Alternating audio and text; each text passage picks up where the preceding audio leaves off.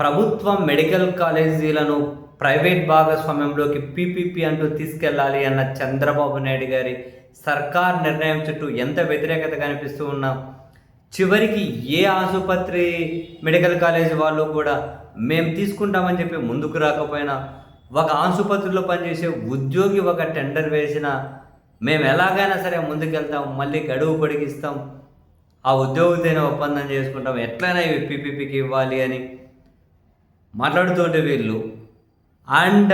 వీళ్ళు తీసుకునే నిర్ణయాన్ని కరెక్ట్ అని చెప్పించేకి ఏదో కేంద్రం నుంచి లేఖలు రాయించి ఏమంటారు ఆయన ఎవరో లేఖ రాశారట, కేంద్ర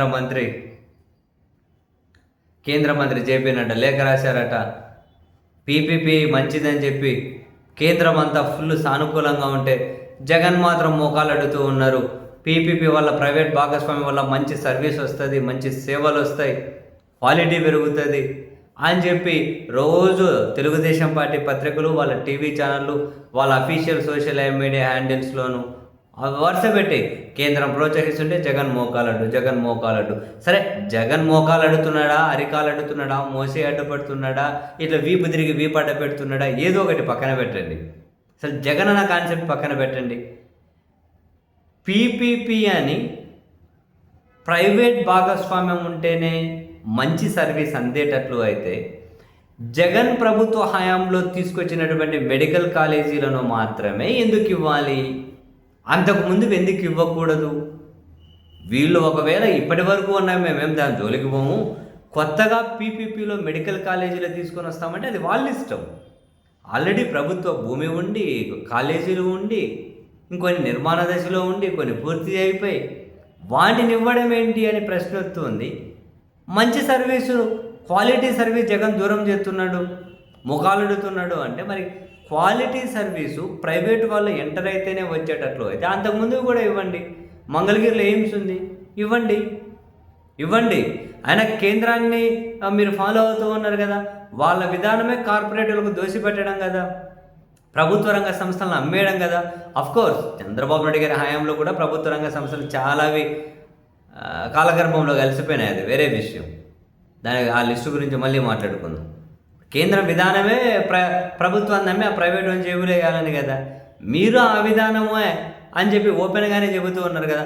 అందుకు ఇచ్చేయండి, మంగళగిరి ఎయిమ్స్ ఇవ్వండి, ఆంధ్ర మెడికల్ కాలేజ్ ఇవ్వండి, కర్నూలు మెడికల్ కాలేజ్ ఇవ్వండి. క్వాలిటీ సర్వీస్ అందేటప్పుడు మరి అవిగానే ఇచ్చేయండి. మరి ఎందుకు మీకు ఇబ్బంది? అవసరమైతే ఇంకా ఒక వైద్య విద్య అని కాదు, మిగిలిన యూనివర్సిటీలు ఉన్నాయి. ఎస్కే యూనివర్సిటీ ఉంది, ఎస్వి యూనివర్సిటీ ఉంది, ఆంధ్ర యూనివర్సిటీ ఉంది, నాగార్జున, ఇందులో కానీ పీపీపీని ఎంటర్ చేయండి. మీరే అంటున్నారు కదా క్వాలిటీ సర్వీస్ వస్తుందని, మీరే అంటున్నారు కదా బ్రహ్మాండమైన సేవలు అందుతాయని.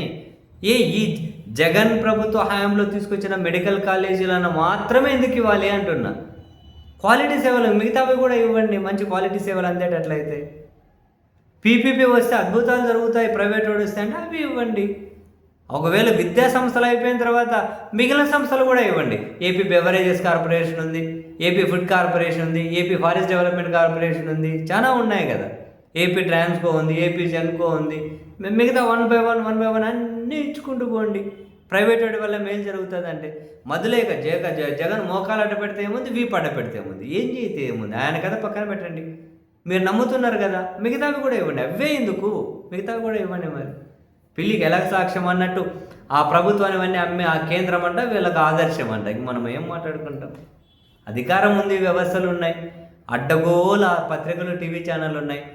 10 పైసలకు కాదు, నయా పైసకు పనికిరాని దాంట్లో కూర్చొని మాట్లాడే వాళ్ళు ఉన్నారు. ఎవరు అడ్డండి? ఇష్టరీతిని ఎట్లా బుద్ధి పెడితే అట్లా మీకు ఉపయోగపడే వ్యవస్థలు ఉన్నాయి.